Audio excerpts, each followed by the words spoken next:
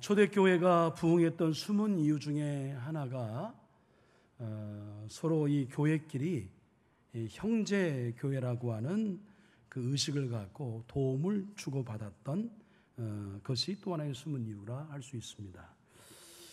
안디옥 교회 성도들이 그 예루살렘 교회, 어쩌면 초대교회의 모교회 같은 교회인데, 이 교회가 흉년 때문에 어려움을 겪고 있다는 이야기를 듣고 그 성도들이 각자 각 사람이 힘을 따라 구제해서 그 모아진 헌금을 바나바와 사울을 통해서 예루살렘 교회 장로들에게 전달했던 가슴 훈훈한 이야기를 여러분 기억하실 겁니다.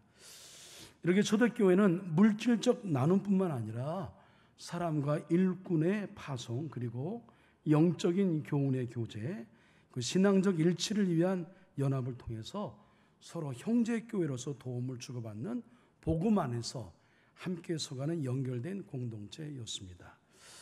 여러분 잘 아시는 것처럼 강릉 지역에 오랫동안 가뭄으로 인하여서 어떻게 그 지역만 속초 주문진까지는 괜찮은데 이 강릉 지역 또 지나서 뭐 동해 삼척은 괜찮은데 그 강릉 지역만 가뭄으로 인하여서 정부가 재난지역으로 선포할 만큼 큰 어려움을 겪고 있는데, 어제 뉴스를 보신 것처럼 아파트, 대단히 아파트, 큰 아파트, 그리고 관공서를 비롯한 정부 기관들, 그리고 큰 그 식당들, 여긴 다 단수를 했다는 이야기를 듣게 되었습니다. 이러저런 얘기에 걱정이 되어서 저희 교회 부목사로 섬기다가 강릉 옥토교회 담임 목사로 이제 목회를 나간 한동일 목사님이 어떻게 사는지 궁금했어요. 그래서 전화 통화를 했죠.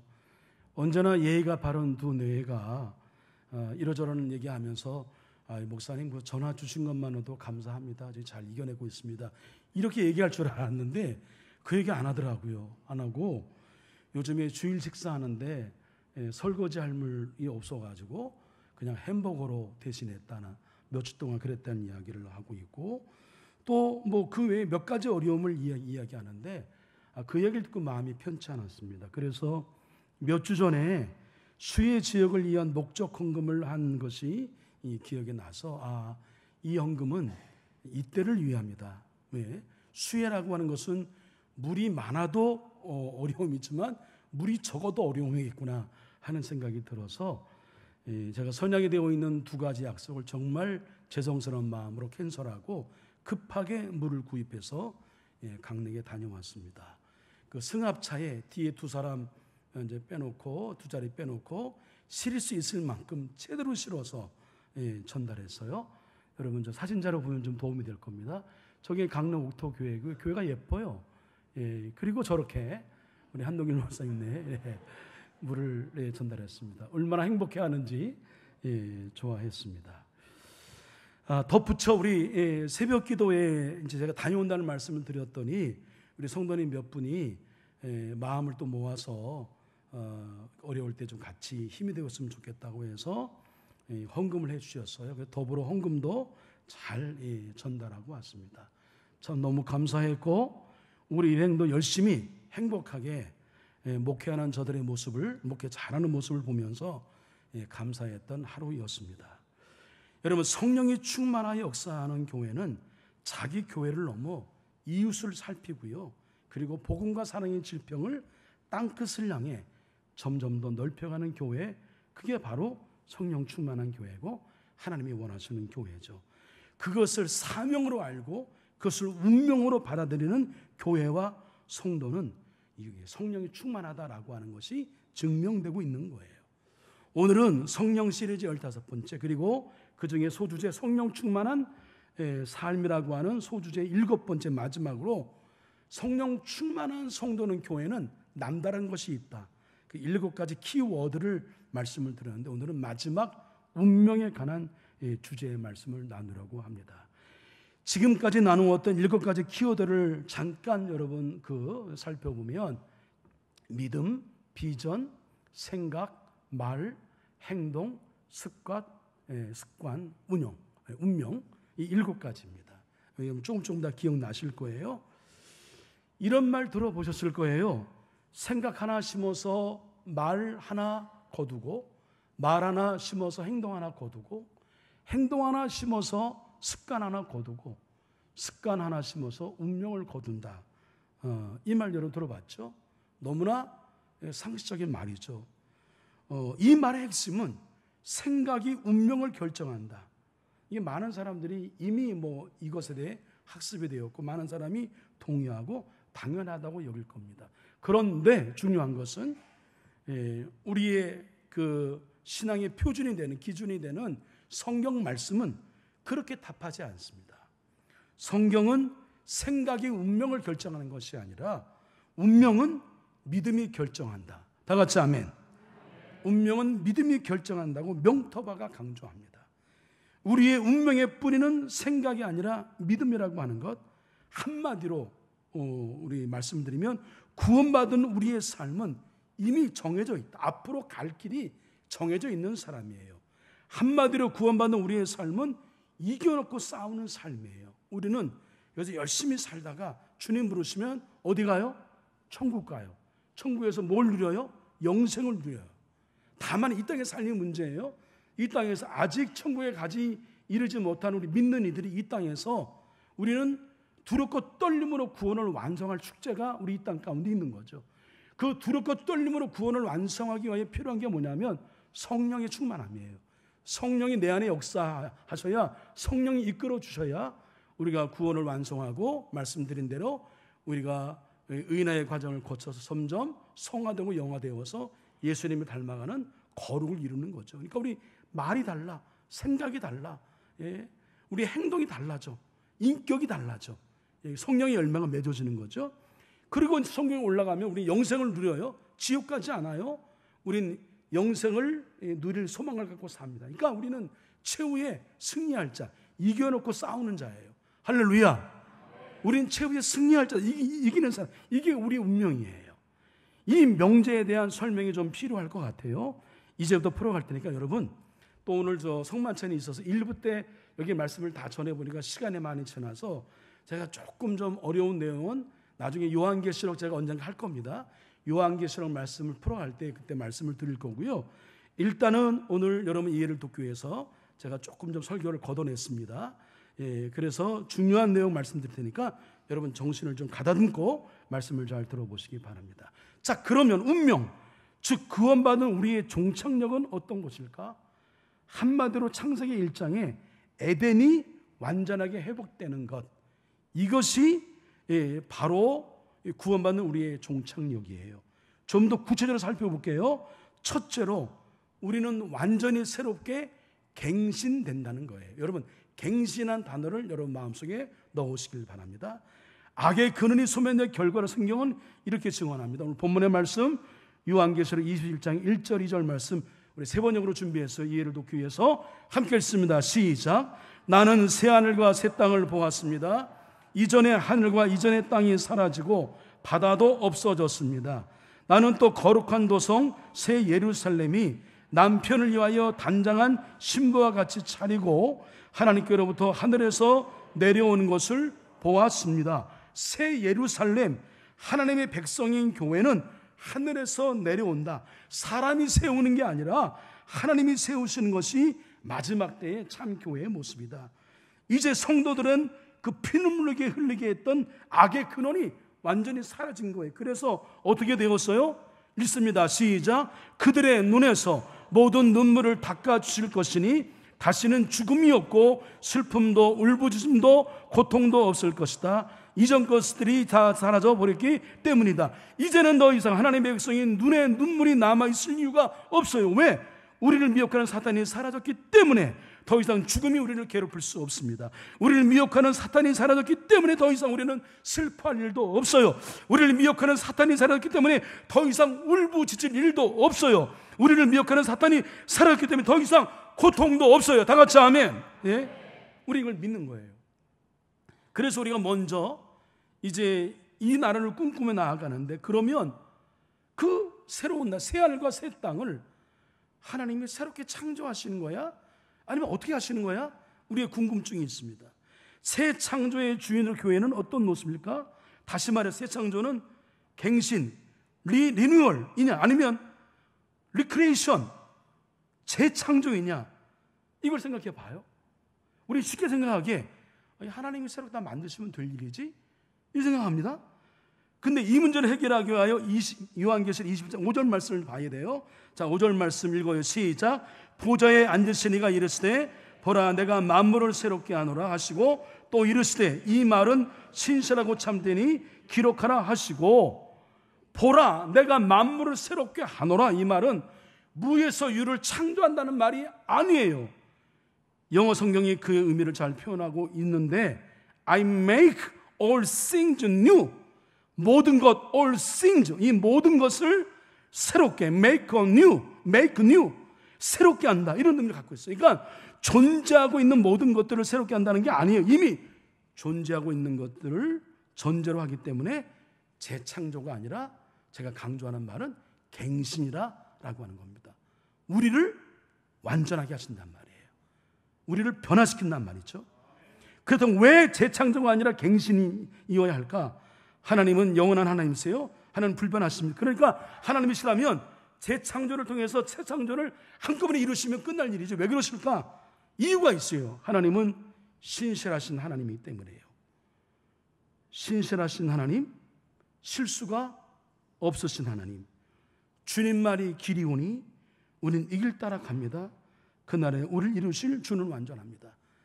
제가 이 부분은 찬양을 좀 해야 되는데 시간 관계상 지나갈게. 가사로 하나님이 신실하심과 완전하심의 근거에서 완전히 만물을 새롭게 하심으로써 완전히 새로운 모습으로 바꾸시겠다 하는 그런 뜻입니다. 재창조의 관점에서 새 창조를 이해한다면 새 창조는 또 다른 시작일 뿐 완성은 아니에요.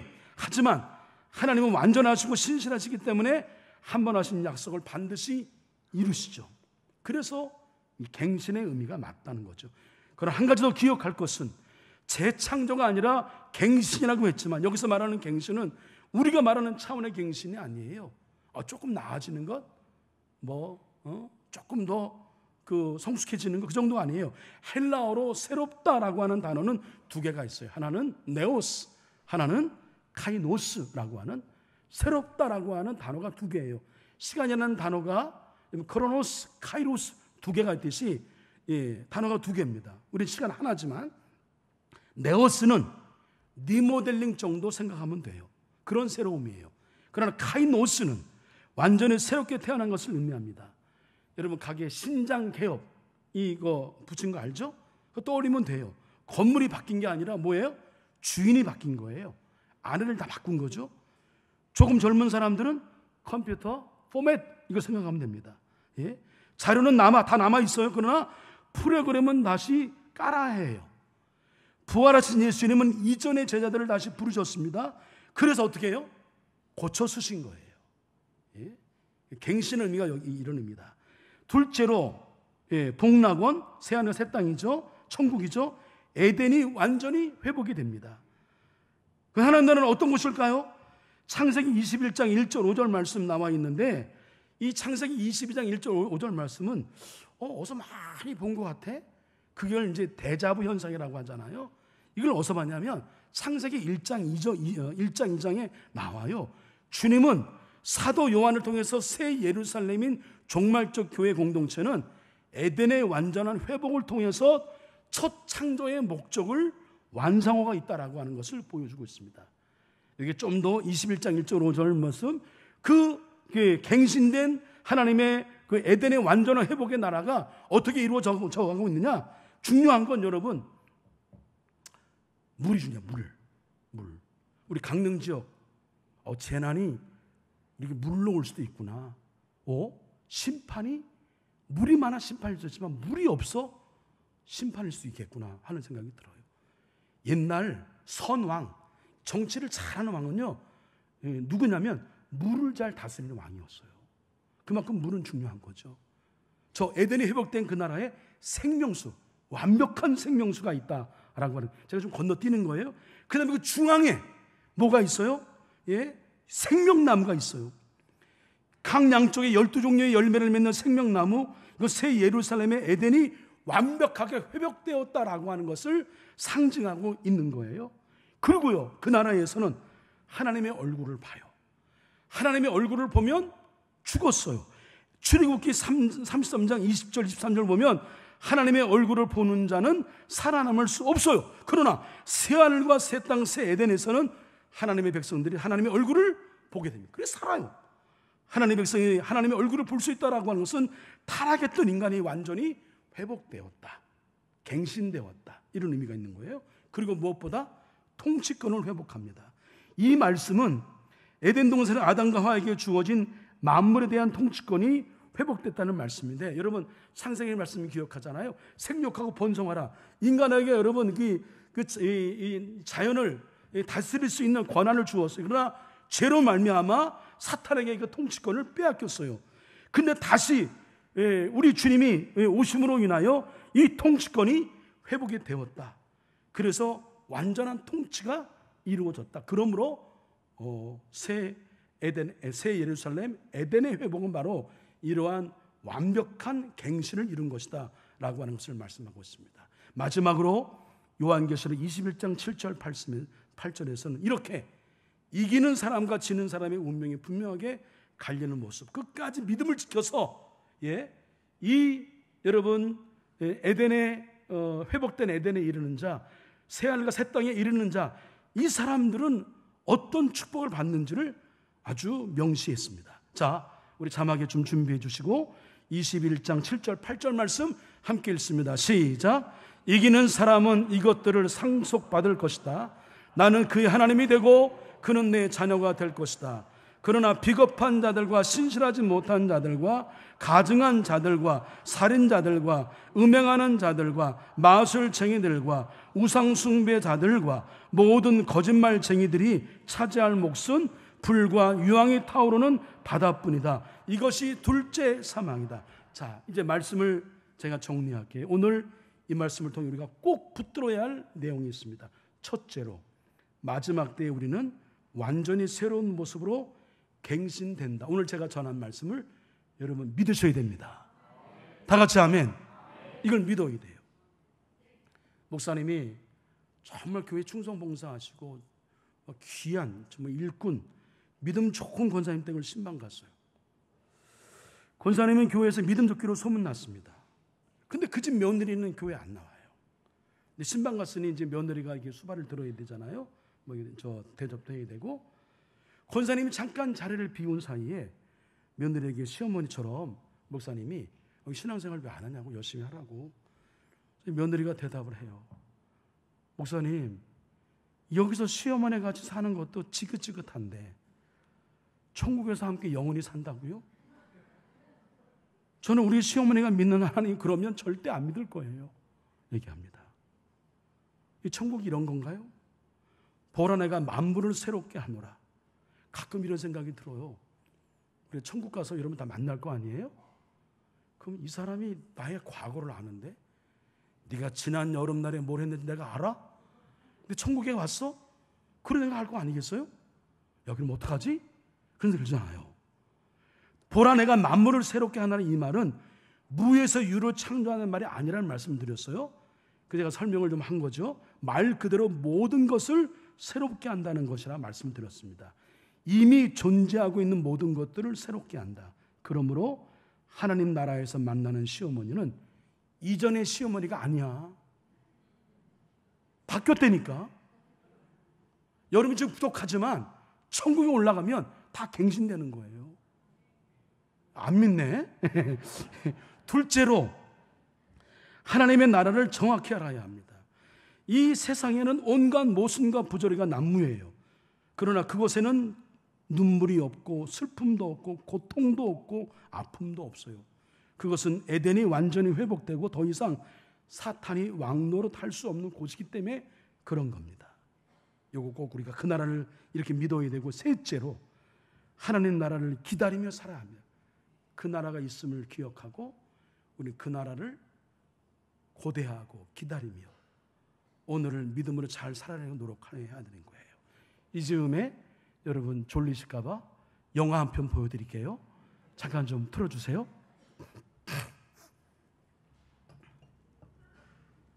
명?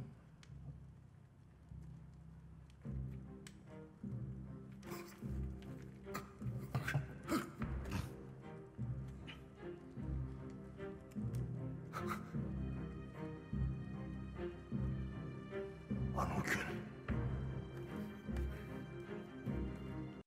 왜 동지를 팔았나? 몰랐으니까. 해방될지 몰랐으니까. 알면 그랬겠나?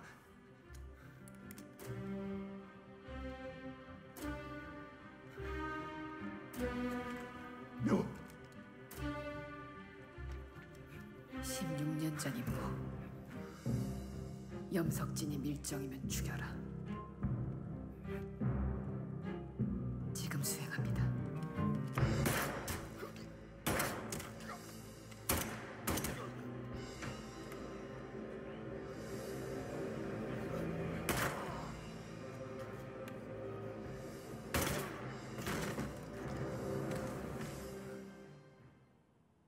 네, 뭐 보신 분은 알겠습니다만 암살이라고 하는 영화이죠.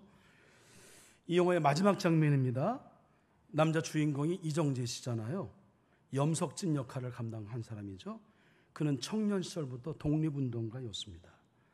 근데 염석진은 중간에 변절하고 자기 동료를 배신하죠.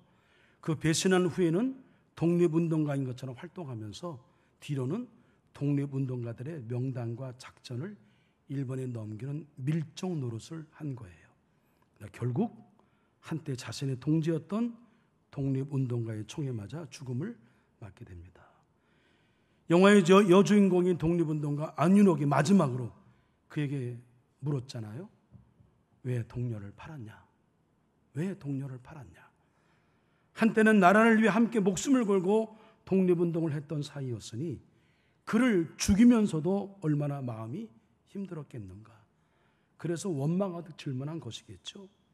그 질문에 염석진의 대답이 여러분 인상적이지 않습니까? 여러분 그냥 지나간지 모르지만 그런 것들을 통해서는 말씀과 연관해서 설교의 자료로 활용을 합니다. 이렇게 대답하죠. 이정재 씨가 몰랐으니까, 해방될지 몰랐으니까, 알면 그랬겠나. 좀 비슷해요? 여러분 우리나라 독립운동가들은 희망이라고는 눈 씻고 찾아봐도 없던 상황에서 오직 이 나라의 독립만을 간절히 바라고 자신의 몸을 내던졌죠. 마찬가지로 이 악한 시대에 여러분 신앙생활하기 얼마나 어려워요. 여러분 오늘 주일 지키기가 여러분 녹록지 않았던 분들이 많이, 우리도 마찬가지죠. 앞으로 더 할 겁니다. 근데 우리는 마라나타, 이 땅에 다시 오실 예수 그리스도를 꿈꾸며 기다리며 살아가야 한다라고 하는 거죠. 우리의 종말이 언제 오든, 종말이 우주의 종말이 와서 예수님 오시든 개인의 종말이 오든 언젠가 우리는 종말을 맞이하게 되겠죠. 우리의 마지막 날, 이것이 우리의 절규가 되지 않기를 바라는 마음으로 전하고 있는 겁니다. 주님이 이렇게 빨리 오실 줄 몰랐지. 알았으면 내가 그랬겠나. 알았으면 내가 겨우 주일 제대로 안 지키고 신앙생활 제대로 안 하고 내 편의대로 신앙생활하고 강단에서 우리 새벽기도 하자고 해도 콧방귀 뀌지 않고 내가 그랬겠나. 그런 얘기 할 겁니다. 그럼 이제 여러분 어떻게 해야 하나요? 미래는 기다림이에요. 우리는 이겨놓고 싸웁니다. 장차 이루어질 하나님 나라를 회상하며 우리는 늘 그리며 살아가죠. 매일매일 천국의 소망, 영생의 소망을 품고 우리 엘리제이 찬양단이 부른 것처럼 주와 같이 길 가는 것, 한 걸음 한 걸음 천국을 향해 나아가는 거예요. 이렇게 찐 크리스천, 성령이 충만한 성도로 살기 위해 해야 할 것이 있습니다. 먼저는 죄를 회개해야 합니다. 아유 목사님 제발 회개 그만해요. 내가 얼마나 열심히 살려고 노력하는데 내가 이 정도 살면 그냥 대충 봐주세요. 뭐 이렇게 회개. 여러분 내 삶에 드러난 단순하게 뭘 했어 안 했어가 문제가 아니라 우리는 내 쓴뿌리, 내 마음, 우리의 중심, 이게 중요한데 모두가 여러분 다 자기의 소견이 옳은 대로 하려고 하지 않아요? 내 소견이 옳은 대로. 예? 우리가 흔하게 손드는 것도 그냥 자기 소견대로 손들잖아. 뭐 그게 대수라고. 예? 그게 무슨 뭐 큰일이라고 앞에서 우리가 양손 들고 합시다 하면 하는 거고, 박수치면 박수치고 하는 거지. 오른손 들자면 왼손 들고, 왼손 들자면 오른손 들고, 예? 한 손 들자면 두 손 들고, 그게 뭐 대수냔 말이에요. 그게 자기 소견이에요. 우리 안에 있단 말이에요. 우리 주위에 일어나는 지옥 같은 상황들 뭐예요? 내가 법이고 내가 중심이 되려고 하기 때문에 그런 거예요. 목사님이 교회 주인입니까? 내가 주인인데 왜 네가 주인 행세? 그 얘기예요. 예? 주인 되려고 하는 마음, 내 속에는 오른다. 오늘 말씀을 좀 잘 듣고, 여러분 제발 제 말에 여러분 따르는 말이 아니에요. 이 말씀의 권위 앞에 순종하시는 저와 여러분에게는 간절히 부탁을 드리겠습니다. 예? 하나님의 음성을 전하는 주의 종으로서 전하는 거예요. 제가 아니면 누가 전하겠어요? 예? 저도 부흥회 가지만 잠깐 와서 일주일 동안 제가 해왔던 말씀 중에 그 감동적인 말씀 전하는 건 누구나 할 수 있어요. 죄송하지만 누구나 할 수 있습니다. 그러나 여러분의 영혼을 책임지는 것은 담임 목사인 거예요. 그러니까 매주 강단에서 흘러나온 말씀 앞에 우리 마음을 기울여야 되는데, 제발 내 의 버리세요. 내가 똑똑하다는 생각을 버리고 내가 틀릴 수 있다는 생각을 전제해요. 다른 사람 생각이 옳을 수도 있겠구나 하는 생각을 열어놓아요. 왜 내 생각만 옳다고 생각해요? 예? 그건 더 사실을 파보면 자신이 갖고 있는 열등의식과 패배의식과 열등감의 반영이에요. 예? 내가 교회에서마저 내가 무시당해 못 견디는 거죠. 사회에서도 이래저래 무시당했는데 교회에서. 근데 여러분 사회에서는 못하면서 교회에서 마음대로 해도 되는 거예요? 그러지 마세요. 교회는 더 예의를 지킬 곳이에요. 하나님 보시기 때문에. 할렐루야. 적어도 그런 믿음과 신앙이 있다고 한다면, 이 거룩한 성전에 하나님을 우리가 믿고 따르는 사람이라고 한다면, 우리가 갖고 있는 생각, 내가 갖고 있는 내 소견, 이 소견을 좀 버리세요. 예? 다 같이 아멘. 제발. 예? 저도 여기서도 자유로울 수 없어요. 저도 마찬가지입니다. 틀릴 수도 있겠구나 하는 생각을 항상 갖고, 내가 마음으로 온전히 그 일에 대해서 마음을 쏟지 못하고 성도들을 온전히 사랑하지 못하고 이래저래 눈에 보이는 것들로 평가하고 판단하는 이런 모든 것들, 세속적인 평가로 성도를 평가했던 모든 것들 다 회개될 거예요. 예? 회개할 게 얼마나 많은지. 나 회개할 게 없다고요? 뻥치지 마세요. 여러분, 자신을 잘 모르는 거야. 성령은 우리의 마음속에 회개의 영을 불어넣으세요. 할렐루야. 예?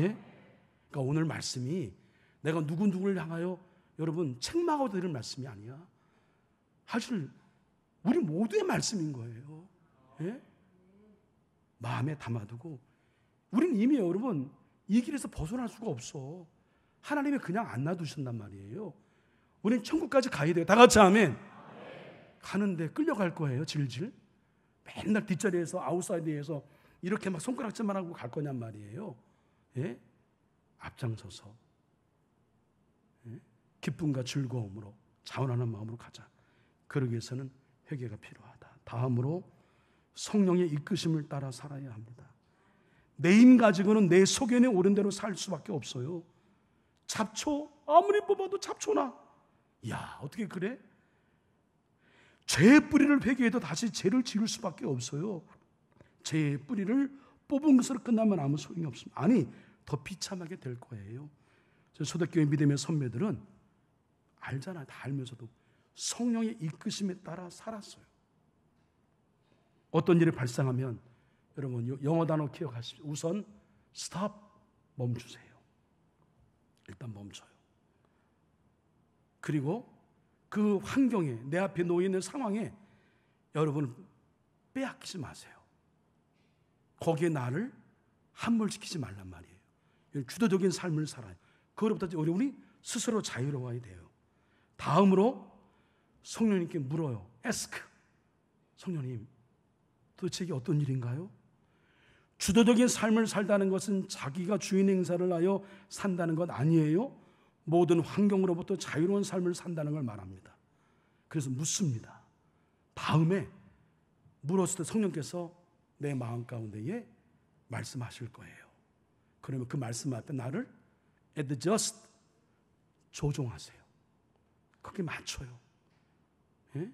제발 여러분, 내 뜻을 하나님 뜻이냐 성령의 뜻이냐 여러분 맞추지 말고, 예?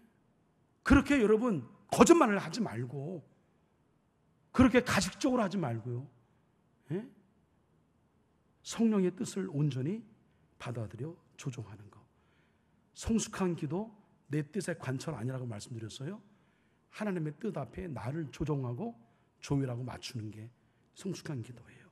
마지막으로 obey, 순종하는 겁니다. stop, ask, adjust, 그 다음에 obey. 여러분 이 얘기하면 목사님 또 뭐 목사님 말에 순종, 여러분 최재선 자연인 사람에게 순종하라는 말이 아니에요. 좀 그럴 마음도 없어요. 그렇게 하고 싶지도 않아요. 예? 제가 언젠가 말씀드렸듯이 하나님의 말씀의 권위 앞에 순종하십시오. 다 같이 아멘. 제가 말씀을 전하는 주의 종이니까 제가 주의 종이 전하는 하나님의 말씀의 권위 앞에 순종하는 거. 제발 좀 가감하지 말고, 머리에 이래저래 이건 옳고 저건 저렇고, 저건 어떤 목사는 저렇게 얘기했는데 이렇게 했는데, 그만 그런 것에 잘난 척 그만하시고 있는 그대로, 예? 말씀의 권위 앞에 순종하는 것. 우리가 조종하는 것은 혼의 영역이라면 순종은 육의 영역이에요. 영, 혼, 몸, 이것이 온전히 주님을 향할 때에 우리는 성령 충만한 사람인 거죠. 마지막으로 성령 충만한 사람들과 함께 모여야 합니다. 여러분 조개탄 장작 아시죠? 성령 충만한 사람끼리 모여야 오래 타요. 그래서 속회가 필요하고 선교회가 필요하고 기도 동지가 필요하고 사역팀이 필요한 거죠. 반드시 여러분 나와 함께하는 그런 모임의 기도 동지를 만드세요. 내 기도를 서로 주고받을 수 있는 기도의 동역자들을 만드세요. 그 사람이 꼭 우리 교회 교인이 아니어도 상관없어요. 어떤 사람이든 기도의 동역자들을 만드십시오. 전도서 4장 11절 말씀 우리 선포하듯 함께 읽습니다. 시작. 혼자 싸우면 지지만 둘이 힘을 합하면 적에게 맞설 수 있다. 세 겹줄은 쉽게 끊어지지 않는다.